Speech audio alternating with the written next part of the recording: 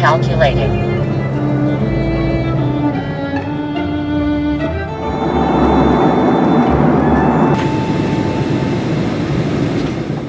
Our Uncle Scotty was a great man. He died on November 23rd. My sister Lizie and twin brother Jim convinced me we should all fly to Austin for the memorial. I had never been to Texas before and decided to reread Larry McMurtry's masterpiece, Lonesome Dove, to prepare. But it seems like Texas has changed a little bit from them days.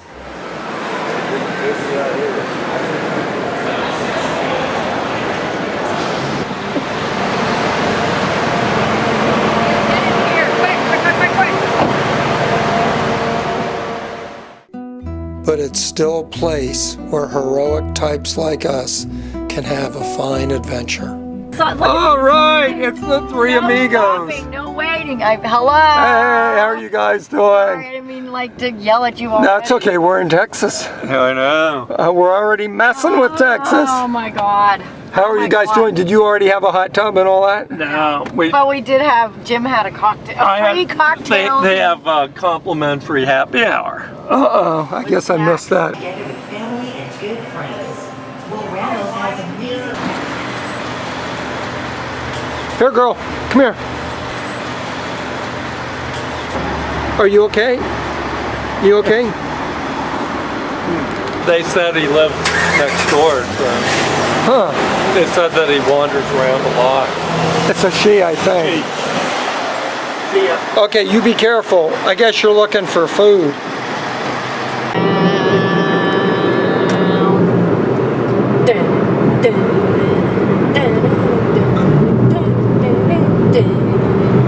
Downtown. Wait. Do I want this? Yeah, 171. Oh. Blah, blah, blah, blah. No, just go. Don't forget it. Let's see if it's not Okay, worth. John. Turn right on I-35 north. Oh, okay. Do I want to go? Yeah. What is that Get there on that building? big We ended up on 11th Street looking for a place to eat.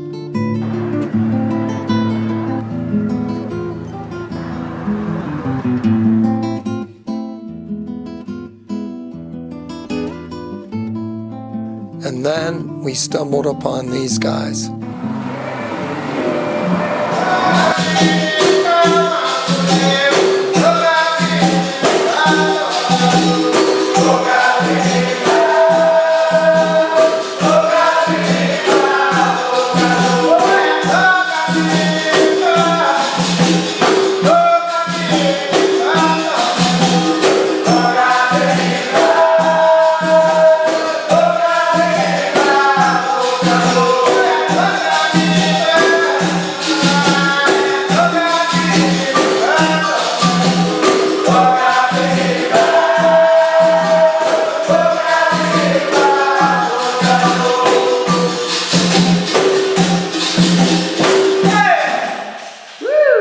Wow!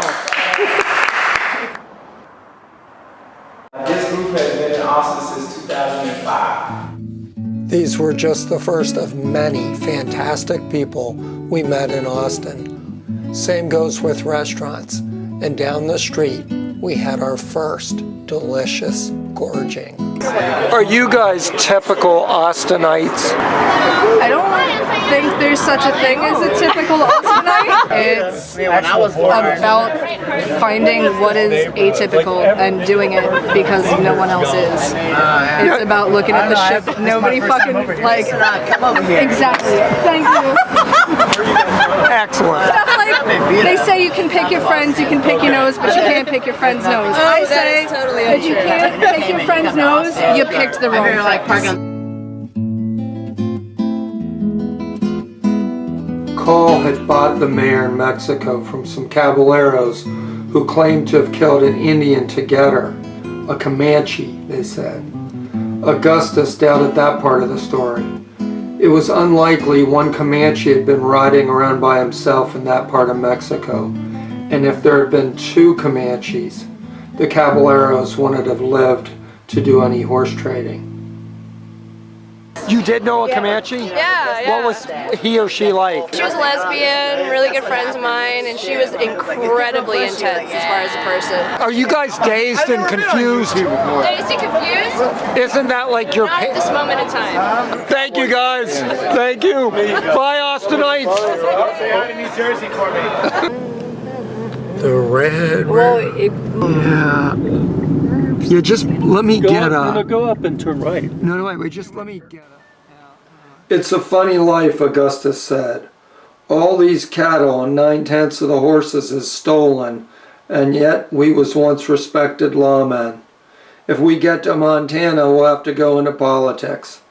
You'll wind up governor if the darn place ever gets to be a state, and you'll spend all your time passing laws against cattle thieves. There's an arm up there. Hello up there. Can you wave to the camera? How do you get up there? Thank you. Are you guys twins? Sorry? Are you twins? My eyes are horrible. Buddy, that was bad. You should marry her. She looks like a fine woman. Congratulations. Davy Crockett. Did you fight in the Alamo? We did. And who won? The Texicans. They were citizens of Mexico, and they rose up against the corrupt government of General Santa Anna, and they wanted their independence. There was just as many people that did not want to have their independence that supported Santa Anna. By a strange quirk of fate, they captured Santa Anna after a short battle, and in exchange for the state of Texas, Santa Anna was allowed to keep his life. What you probably did not know is Santa Anna later was one of the founders of gum, modern chewing gum. Chicle was gum is made of. Did he make a fortune from that? No, he died penniless because he blew his fortune. That's too bad. What character are you? Well, I am Muley Davis, Esquire, sir. Purveyor of fine used mules. Barely know the words gee and ha, only driven to a little old lady on Sunday. Never had the gonders, never flounders. So come with me, sir, we can come with a fine deal. I can send a young boy to go and gather the mules for us while we final on the final price. Thanks a lot.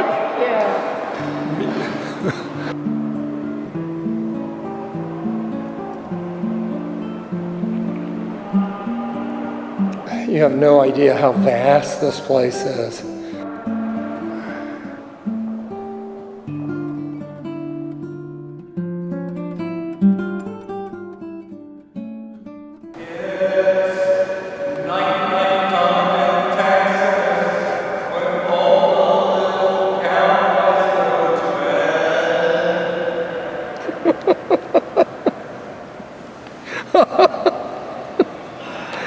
Don't make me laugh.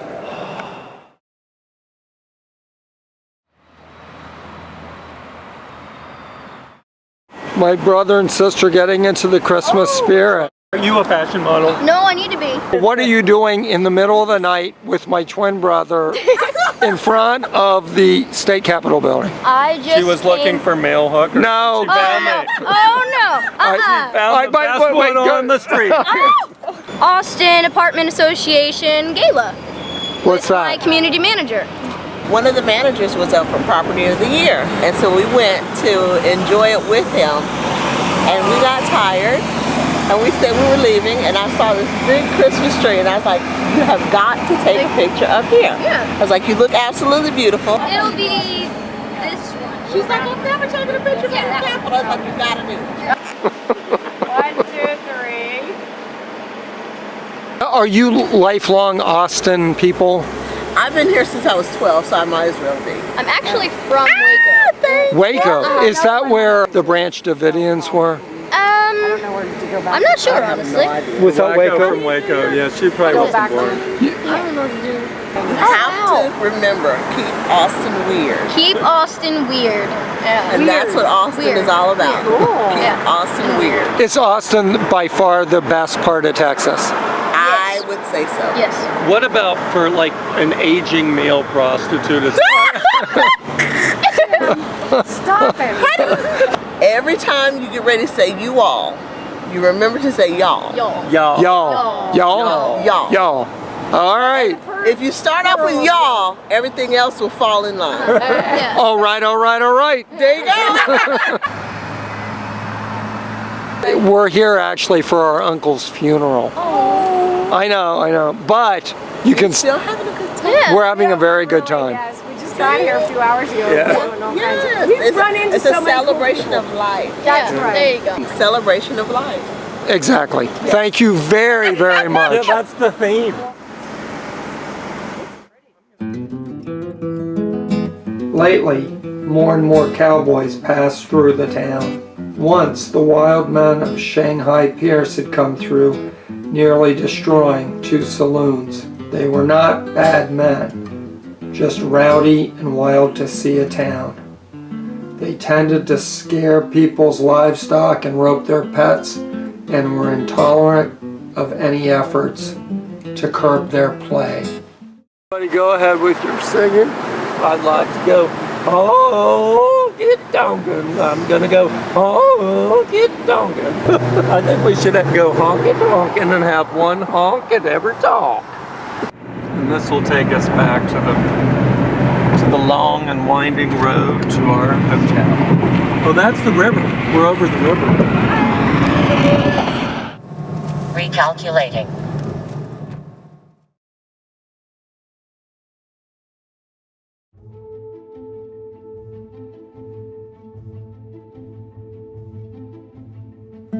He had seen Gus die too, or seen him dying at least, but it seemed he hadn't started believing it. Gus had left, and that was final, but Carl felt too confused, even to feel sad.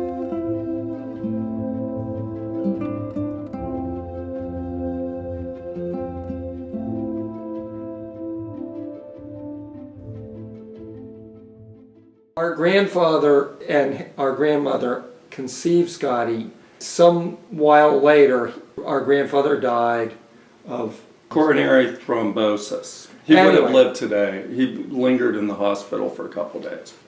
He had a so. blood clot. In any event, he died, and our 14-year-old father was then dragooned into driving his pregnant mother to the hospital to deliver Uncle Scotty. Whereupon a nurse congratulated our 14-year-old father for being the father of this bouncing young boy. And was mortified. And he didn't even have a license, but he drove Evie to the hospital. So we're down here to pay tribute and memory of Uncle Scotty because he was kind enough to be at Dada's funeral. And I remember a few days after Dada's memorial service, Uncle Scotty was just amazed at how many people attended his memorial service, and Uncle Scotty kind of scratched his head and he said, gee, I don't know if anybody will come to my service. And Jim and John and I all replied, Uncle Scotty will go to your And service. Lizie and I did hold up to it, but we had to coax this one. So anyway, here we are, and we're heading out shortly to go to the service. Carl felt some resentment, as he almost always had, when thinking of his friend. Gus had died and left the world without taking him with him, so that once again he was left to do the work. He had always done the work, only he suddenly no longer believed in the work. Gus had tricked him out of his belief as easily as if cheating at cards. All his work, and it hadn't saved anyone, or slowed the moment of their going by a minute. It's kind of a little bit, I don't know, it's poignant to see your same name with the memorial service, J. Scott Thornton. Uncle Scotty moved to Austin to study, and in 1968 got his doctorate in mechanical engineering from the University of Texas. In 1975, he co-founded Texas Research Institute, later renamed Texas Research International. He served as TRI's one and only president until his death, and infused this employee-owned company with a culture of scientific excellence, encouragement, and trust. He was world-class in the fields of metallurgy and materials testing, and he loved his work and his colleagues. I'm Alfred Ransom. I've worked with Scott since 2000, July. I was hired on as the Corporate Quality and Safety Director, and I've been working with him and helping him along as he walks down the stairwell with his respirator and helping him get in the car, and I just love Scott. Was he a pretty good guy? Scott was the most wonderful boss I've ever had. That is incredibly nice to hear. Thank you. He was. I'm done.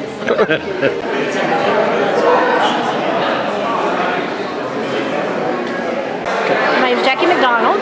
I worked here for 12 years. I had a GED. Scott gave me opportunities. I ended up being the corporate safety officer at one point, manager of compressed air testing. He sent me to Hawaii 9 times. I mean, he gave me so many opportunities. He's always believed in me. He was the best guy in the world. After I left TRI, he put me to work doing landscaping. He was amazing. I'm just honored to have known the man. Believed in me and totally changed my life. David White here. I worked for TRI starting in the year 1980 up through 92. And I knew Scott very well. It was one of the first real jobs that I had. Very small place at the time. This road out here was just a winding path through the hill country. He had a small company out there that did a lot of testing and some Navy contract work. And all the jobs I've had since then, it's the one where I had the most respect and admiration for the person who started and ran the company, which was Dr. Thornton. Of course, we all called him Scott. He used to have staff meetings every Monday morning. We'd sit around a table and talk about what we were doing. It was a very collegial type of an atmosphere. He was a great guy to work for, one of the smartest people I've ever met, and he loved the people that worked for him like part of his family. A lot of the people who worked for the company were folks that he had known from before. He did everything he could to keep that group together, and he always said, if there's anybody that really wants to work for TRI and that's really what they want to do, I'm going to give them a job. I'm Mike Carlson. I get to manage the air testing part of TRI. He gave people opportunities within the company that were extremely unusual for management to do. When I took over running air testing, I came to him looking for counsel, and he says, well, I'll give you 2 thoughts. One is, if you own the company, what would you do? And what's the right thing to do? Now go run the company. Uncle Scotty was married 3 times and had a son from wife number 1. Now, who could this bearded, eccentric-looking fellow be? What's your name, sir? Well, I introduced myself as Joseph now. Is that right? Well, J was a little hard to get people to spell correctly. J-A-Y? Yeah. And another from wife number 2. When second son Chris was born, he reminded me and Jim of the adult baby played by Terrence Stamp in the movie The Mind of Mr. Soames. It's weird that when you were a baby, I recognized you. Don't you? I mean, I still have the same hairline. Yeah. Right on the eyes and everything, Mr. Soames. Uncle Scotty was not a perfect man. Perhaps his one true marriage was to his work. And there were some years where he actually lived at the office. He didn't have a place to live, per se. He was going through a divorce and this and that. Around the clock, he'd be in there. I remember hearing that after his 3rd divorce, he was told that he could keep being TRI's president as long as he swore off any future marriages. Scott, who was married a few times, would say, Sam, I've been single now 4 times, and this time I think it's going to work. So one of the accountants a long time ago said to him, it would be cheaper if you could go downtown, get you a prostitute, and then buy her a house. Uncle Scotty may not have been a great husband, but he was a terrific grandfather. One of the best parts of our trip was meeting Chris's wife Tiffany and our two cousins Jacob and Elizabeth, technically once removed from us, but now deeply embedded into our sense of Thorntonhood. Did he encourage you two to go into metallurgy? I'm not quite sure what that is. Oh, did you know that his nickname was Dr. Creep? No. You never heard that? No. Chris, you knew that? Yeah, he did lots of work in creep studies of metals, of polymers, all kinds of stuff. Yeah. And he was so famous at it that they called him Dr. Creep. Mm-hmm. Dr. Creep was your granddad. You should be very proud. He thrived on his work. Perhaps his greatest contribution to the field of geosynthetics was his development of the stepped isothermal method, a predictive testing program that radically reduced the amount of time needed to conduct certain kinds of materials testing. This truly was a world-changing technology. What's really special about Dr. Thornton was that there was a moment in time when the stepped isothermal method was so special that we had a conversation about would this be something that TRI should patent. You know, it was spectacular. There's going to be a lot of applications. Should we patent this? And Scott was adamant that we not do that because that would just put barriers to its use. He wanted this out. He wanted it to be standardized. He saw already that this could be used across many materials fields. And indeed, as we stand here today, it is. It is all over the world. There are many practitioners, a lot of graduate students and academia use SEM routinely as part of their research. All sorts of materials, not just geosynthetics, take advantage of this technique of predictive science, the ability to quickly predict a long-term strain, a long-term modulus, a long-term strain. So well done. He was very smart. On the heels of SIM, Scott received a very nice award from the International Geosynthetic Society. And he came with me to a conference in Nice, France, and he was going to participate in a technical session and receive an award that he didn't want. Scott, he's got a colleague in the United Kingdom called Dr. John Greenwood, and Dr. John Greenwood is struggling, as many others were, quite honestly, with a 24-hour test. So Dr. John Greenwood stands up, he just very deftly chips away at SIM, right? And it's reckless, basically, it's dangerous territory. This data is used for critical structures, you can't play with fire. And at the very end of this presentation, he whips out this bottle of a 100-year-old Irish whiskey.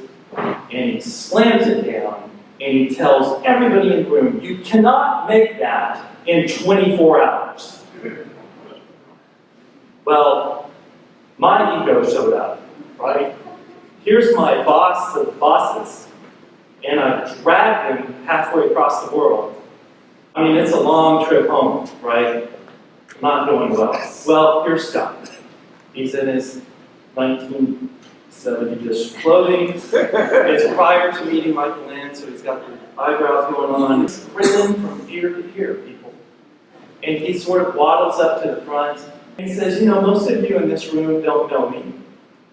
I'm Scott. And I've spent most of my career in the field of accelerated life testing and timed temperature superposition shifting. And actually, I'm only 21 years old.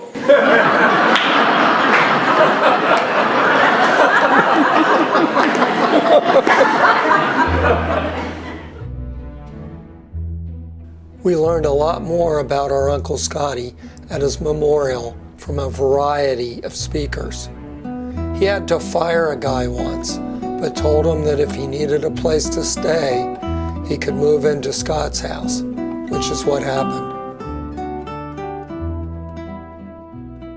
I'm Sherry Crickmore, and I was Scott's administrative assistant for 7.5 years. And it was a joy working with him. Oh, yeah. Absolutely wonderful. Did he ever do anything mean? No, God, no. Were you the person he fired but then offered a place in his house? No. Did that person end up taking his... I don't know. I heard that story, but I don't know who that was. Thank y'all for coming. It was wonderful. Nice to meet you. Very nice to meet you. Thanks for all the nice emails. All right. At last, an authentic Texan cowboy, correct? Oh, yes. Now, you are Chris's brother? Yes. Chris. And you shared a mother, Elizabeth, right? Yes. Who was one of... Scott had 3 wives, and my brother and I adored your mother. She was so nice to us when we were teenagers. Well, that's... God, she was nice. Just a beautiful, kind woman. She was. Yeah. You look like her, by the way. Oh, I did? A little bit. I guess we both do. You are a very beautiful, kind woman. Can I try your hat on? You bet. I'm going to save maybe the best thing about Uncle Scotty for later. But we 3 Yankees were very proud and starting to work up a Texas-sized appetite.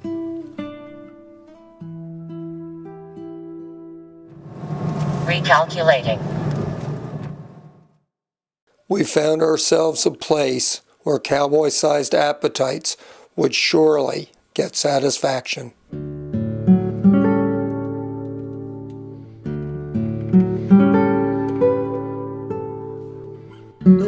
It was way too much food, but we weren't complaining.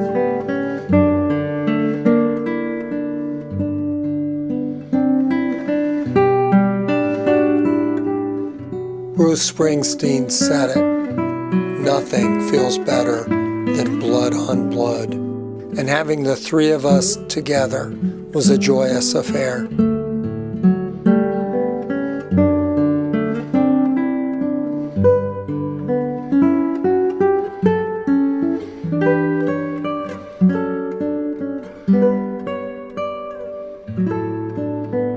And yet, we couldn't escape the strange feelings that come in the wake of death. Lizie had a sudden, nerve-wracking concern.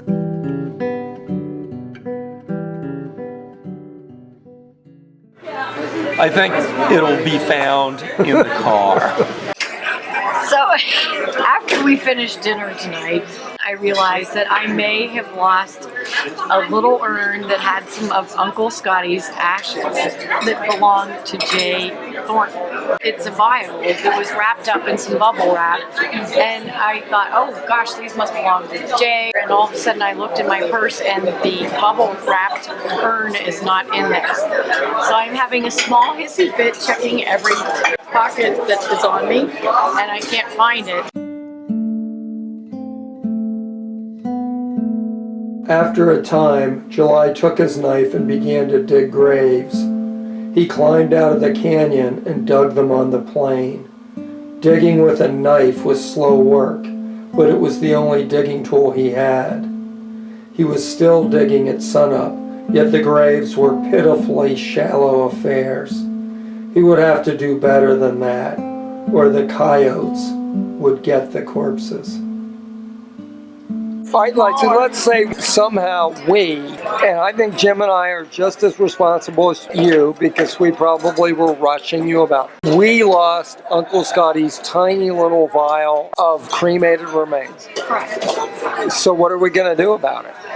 Well, if it's not in the car, I will call Jay and apologize, and then I'll say I'm sure we can get more ashes from the large urn, and then if there's an additional cost, I will pay for it. Okay, and this... Is there any thought that maybe we could just get some dirt? Yes, I think we should see if there's a gift shop that has urns here. Maybe something made out of a cow's hoof. A hoof? No, I'm wondering, it was very much an urn from a funeral home. But the thing that's kind of funny is that Jay had lost it now, and I had promised Jay we would have a nice time out with Uncle Scotty tonight, and I'd done either Well, maybe we could say he went honky-tonking and we lost him. And he got picked up by his fourth possible wife. There you go. In fact, maybe we could ask the waitress if she would agree to. Do you mind if I take this urn home with you tonight? Oh, come on.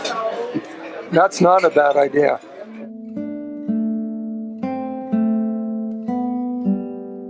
When someone's gone, where do they go? And is there any part of them that you can still hold on to, other than the idea of the person and the love you always have for him?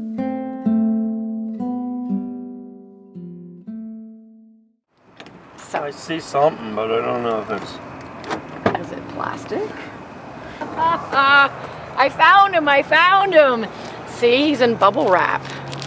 And it's kind of like a little urn. You can see it against the light. Lizie, you want to thank Jim for being right? I know. Jim's always right because John and I are worrywarts. No, I just have observed some... But here's Uncle Scotty. But so we have to go on an adventure with him now since he missed dinner with us. We'll go honky tonkin'. Wait, we gotta say that with a toothpick in our mouth. We go honky tonkin'.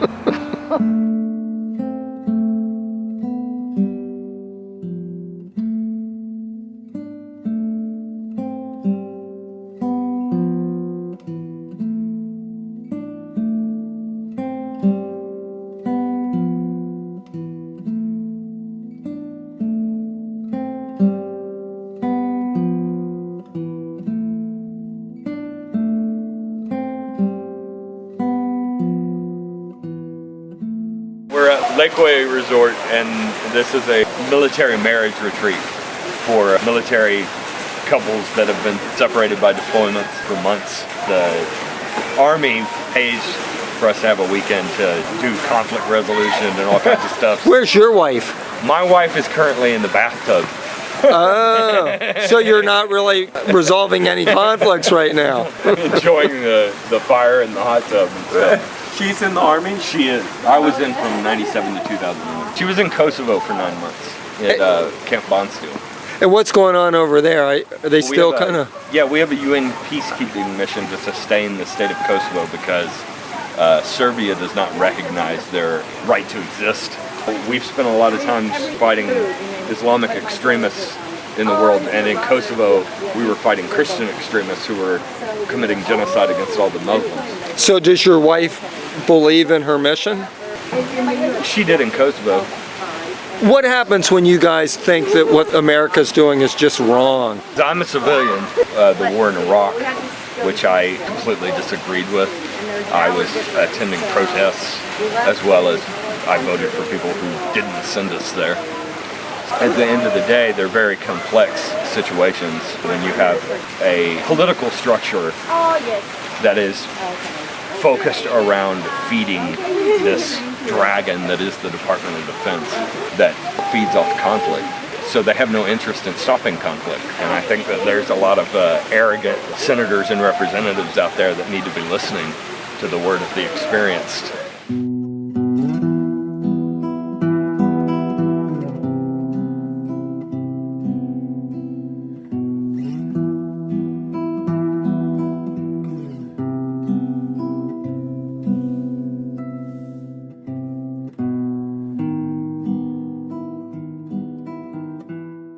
What do you want for breakfast?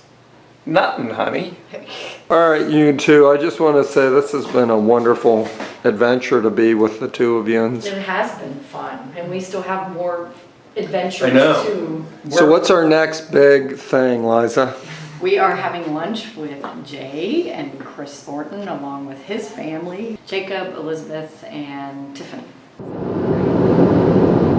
That's the Laura Bush Library right there under that water tower. We learned at his memorial that Uncle Scotty had donated a big piece of land for the building of a community library.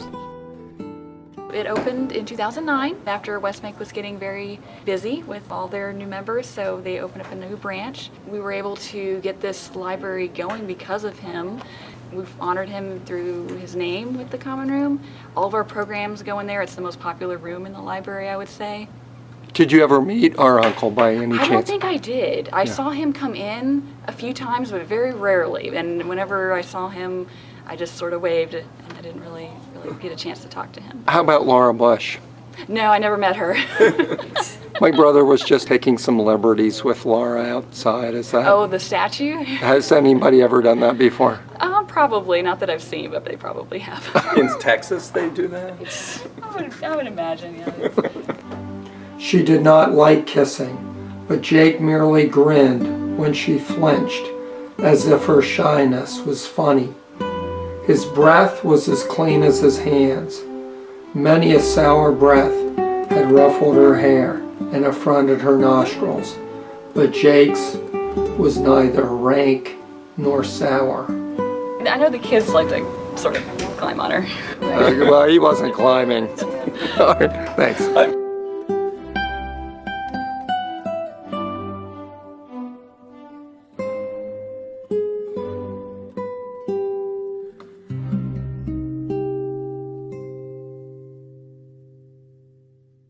Did you see John wearing your brother's cowboy hat last night?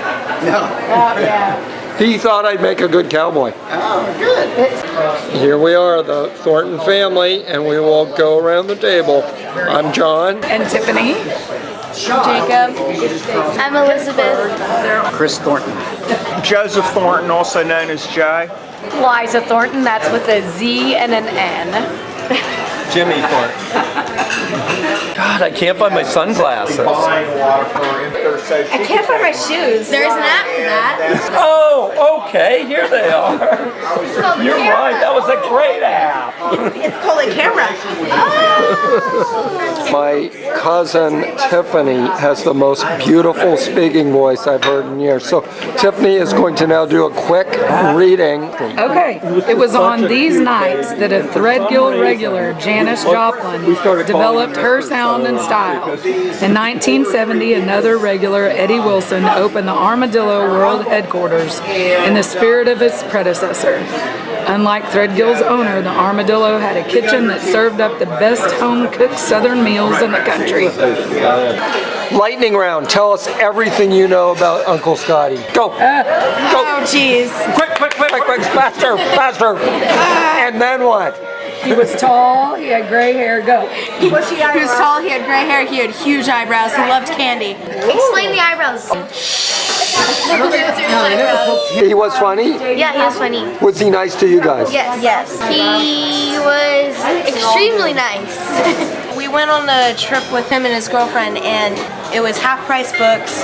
We went to CVS and bought like all the candy, and we bought so much candy. And then we went to go play blazer tag. It was really fun. I thought he was barred from having anything to do with women. He got engaged, and then they had a disagreement, and so she was politely asked to leave. And then she made a suicide attempt. Well, that was... Is that true? That was the disagreement, was she didn't get her way, she tried to commit suicide, and he said, out. Okay, I wasn't sure if she made the suicide attempt before or after he dumped her, or if they had a bit of... How old was she? That was the dumping point. That is, as I understand it. True or false? We have sort of a nutty family. True. What was it? What? True or false? Well, I guess I'll agree with others, but if anybody wants to say false, I'll say maybe we're not no more nutty than the average. I have two nutty brothers. And it's not nutty buddies, it's nutty brothers. Nutty buddies. True, yeah. Do we seem like a normal table or an abnormal table? You seem like a fun table. A fun table? Yeah, I'd much prefer all my tables were like you guys and have a better time with. And we're here because of our uncle died, and our father in two cases, and our grandfather in other cases. It's a memorial. Exactly, celebration of life rather than mourning of it, you know? Yeah, it works out better that way, eh? Yeah, it looks like having a good time.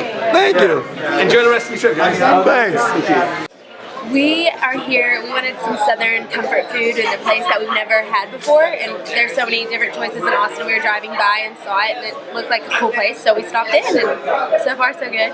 My twin brother and I have eaten so much in the last 12 hours. We've probably eaten 8 pounds of food each. Yes. You two are incredibly beautiful and thin. How is that possible? We're trying to stay active as much as we eat. I relocated here in September.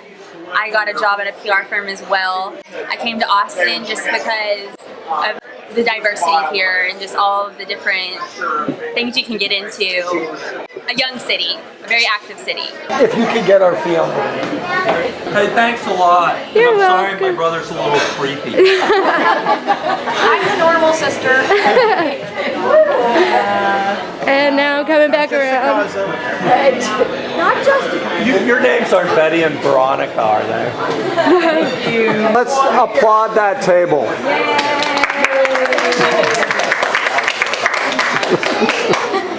Take care, you guys. Good luck. Nice hair. Start doing nursing-oriented podcasts. Oh, you're a nurse? Uh-huh. Nursing-oriented podcast. Excellent idea. 1, 2, 3. Oh, thank you. Thank you. Now it's your turn. Do you guys mind being in my movie? It's fun. Okay. Okay. No, they don't. Stand next to it.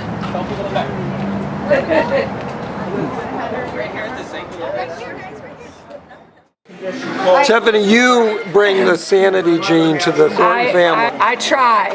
I think we're nutty in the best, most wonderful way. Best way possible. There you go.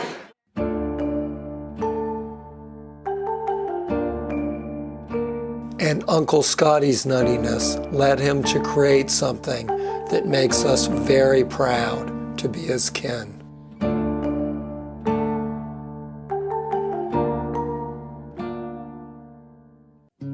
My main skills are talking and cooking biscuits, Augustus said, and getting drunk on the porch. Alcohol is something we Thorntons tend to have a great fondness for. Anxiety and depression are no strangers to our kind. He had known several men who blew their heads off, and he had pondered it much.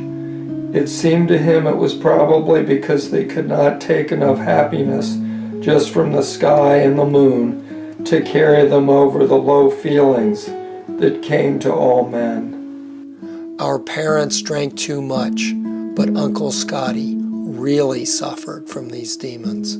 Scott was also addicted to cigarettes, and they were killing him. One day he realized he couldn't quit smoking as long as he was still drinking, and he began to recover. He volunteered to help other folks get clean and sober, and then connected with Dr. Bill Loving, a psychiatrist at Shoal Creek Hospital. Together they started Volunteers at the Creek. This eventually morphed into a very effective organization called Communities for Recovery. Dr. Bill Loving, a psychiatrist and addiction medicine doctor. You were so eloquent talking about Uncle Scotty. Did you treat him? Only a little bit. I feel reluctant to say much about it. Mostly we were colleagues and worked together on the volunteer group. The idea of helping people who have both substance abuse and mental issues, is that something that he was particularly interested in? Yes, he was. And he knew personally about it, although he didn't have a real severe mental illness, but he had some problems with his mood, and he really took an interest in it and had a deep understanding of it, really. The need to take care of your emotional needs as well as staying off drugs and alcohol. It's interesting because my twin brother and I both take antidepressants. I guess it's a hereditary thing. A lot of things run in the family, and that's one that does, often. Jim and I like beer and Lizie wine. Jim quit for 11 years, but is drinking again. Though none of us have a problem, we are wary, especially when a dark mood is added to the mix. After the family brunch, we drove over with Cousin Jay to see a Communities for Recovery planning meeting. My name is Robin Payson, and I'm the Executive Director of Communities for Recovery. I've been here 10 months. We were founded by Scott Thornton. In 2004, we were originally known as Volunteers at the Creek because we started out doing support groups at Shoal Creek Hospital. Dr. William Loving worked with Scott. I think he's about the most humble guy I've met ever. One time after he started really the program, the volunteer program, he was making rounds with me, just sitting in with me while I saw some patients in detox, and I had a psychiatric resident I was supposed to be teaching that was there with me. Scott left, and I said to the resident, you know who that guy was? And he said, no, I thought he was a homeless guy. Scott was not dirty or anything, but I'm not sure Scott ever bought any clothes after 1970.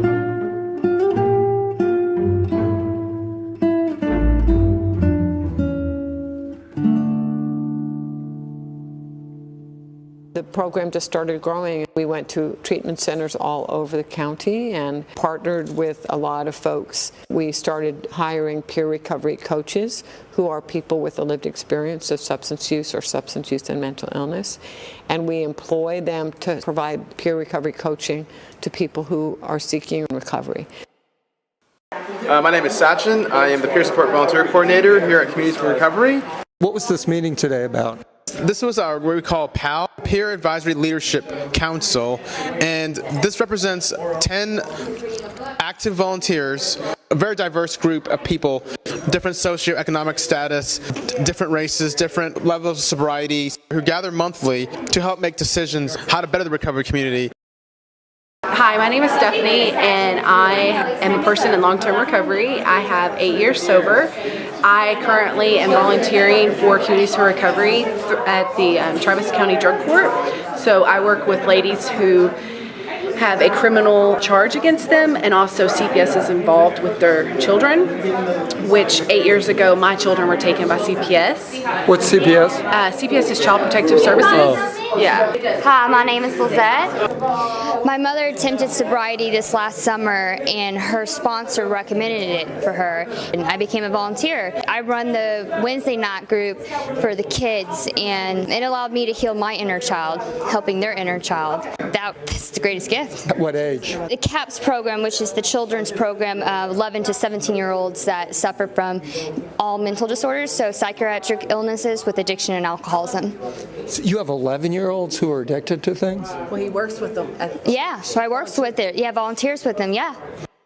I entered this building and people loved on me. They loved me when I couldn't even love myself, and it gave me a chance at rebuilding my life and helped me with long-term sobriety. I've been sober for over 2.5 years now, and I definitely credit this place.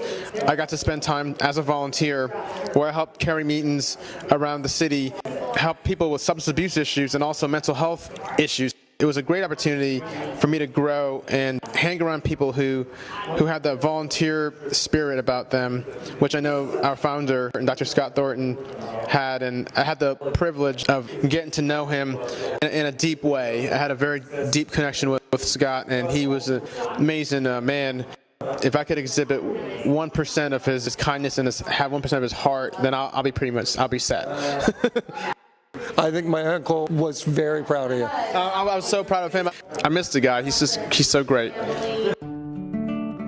Uncle Scotty didn't just pour his heart and soul into this effort. He also used that very powerful mind of his. He looked at this as a problem to be solved, and he wanted evidence-based solutions.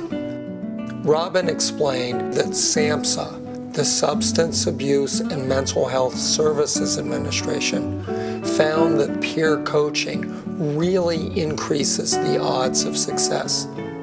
What SAMHSA found out is that if you can be clean and sober in recovery for 5 years, your chances of maintaining that are so much greater. I think it's like 80%. What we really understand now is that addiction is a chronic illness characterized by frequent relapse. It takes the average person 7 or 8 times in treatment to maintain sobriety. And you know what makes the difference? What changes that?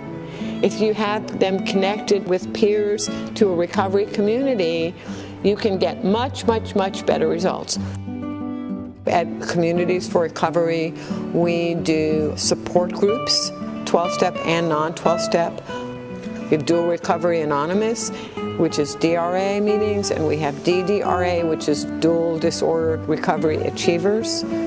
And we have Back to Basics, and we have Crosstalk. And those are curricula that were adapted and developed and copyrighted by Communities for Recovery. And our volunteers go all over Travis County and lead those support groups at hospitals, treatment centers, all over. The motto of Communities for Recovery is give to keep. The coaches give their help to others, and in so doing, keep their own recovery going. I just want to thank you guys. You're so courageous. You care so much for other people. It is truly inspiring. Thank you so much for welcoming us into this meeting. Uncle Scotty, as proud as we are of your stepped isothermal method and all the other contributions you've made to science, we are even more proud of Communities for Recovery, this amazing organization that you founded and that is helping so many people to put their lives back together. Recalculating. Last dinner together. So we are the world's first known cooperatively owned brew pub, and we're run by our employees. We pay all our employees a living wage. There's not a traditional structural hierarchy. It's all horizontal. We make democratic decisions. Look at this guy. When did you turn into a movie star? Look at that slick back. Let me see the hairdo. Okay, let's inspect. Brian Hansons, how are you doing? I'm quite well. Good to see the Thornton clan again. Quite ecstatic that you've made it to the greatest nation on earth. But you still have a little bit of the Philadelphia accent. Oh yeah, absolutely. That's something I'm never going to shake. As a matter of fact, when I first moved here, people said I talk funny, and my response was always, I talk funny. I've been here how long now? A number of years. I think I've put in enough time now that I can complain about Californians, the California takeover of Austin, Texas, and how they're ruining everything that was once good and unique about here. But I kid, I love Californians. My mother's a native-born Californian, so... Wait, how did you end up in Austin? I had always heard nice things about it. I visited and really liked it. I actually had pretensions of going to graduate school here, doing something noble. Now I cold call for a living and convince people to buy things. What kinds of stuff? Oh, software. That's big here. Also, internet marketing. So if you guys ever want to build a website, maybe Old Economy Inn. For instance, I have some I have programs that can really boost your hits on Google, get you on the front page, get some ads on the... All good things must come to an end, and suddenly Jim, Lizie, and I were at each other's throats. Somehow, my siblings seemed to have tired of my incessant filming of our trip. I'm making a movie about our trip to Austin. So who are you? We have to video a guy getting a train. What a stupid idea that was. I can't believe that anybody... Oh, stop it. I'm so sick of you being so long-winded. Liza, back me up on this. Tape recording. We're falling apart. This is what happens when you're forced to spend, 72 continuous hours. No, we've actually been... we've been the same. I figured out, Lori, why you and me get along so well. You know more than you say, and I say more than I know. That means we're a perfect match, as long as we don't hang around one another more than an hour at a stretch. Like, it is funny because when we're around each other, it's like magical for a certain number of hours, and then we turn like little gutter rats on each other. Why do you think that is? I actually think that happens in most families from what I understand, but I think especially with you and Jim, just because you just go back and forth, back and forth, back and forth. And you know, there's never time for little Liza to say, hello, can I speak? Or could we just be quiet? A little quiet time would be really nice. And then Jim singing was torn between two lovers, feeling like a fool. My successful money-making lover has an inadequately sized. Lizie has people skills that Jim and I have not quite developed, and she is very diplomatic. I try to be, but that's all right. Oh, Lizie, we love you. Thank you so much. You're quite welcome. I'm doing it for not only us, but for Uncle Scotty. So, not for the first time, our wonderful sister returns the focus to what really counts. I'll end this movie with a guy named Al, whom we met at Communities for Recovery, who shares his appreciation of our wonderful uncle. I would say he's the most authentically humble person I've ever known or known of, frankly. I mean, that distinction alone takes something to actually be humble. Most of us, when we take that on, we're trying to be something. He is that. And in the context of the magnitude of his inquiry in life, his science and so forth, what he's up to in creating, and how generous he is with himself, with his ideas, with his commitments and so forth. That's just amazing. I frankly am not the same, just knowing that he existed that way in the world. So, yeah, that's it.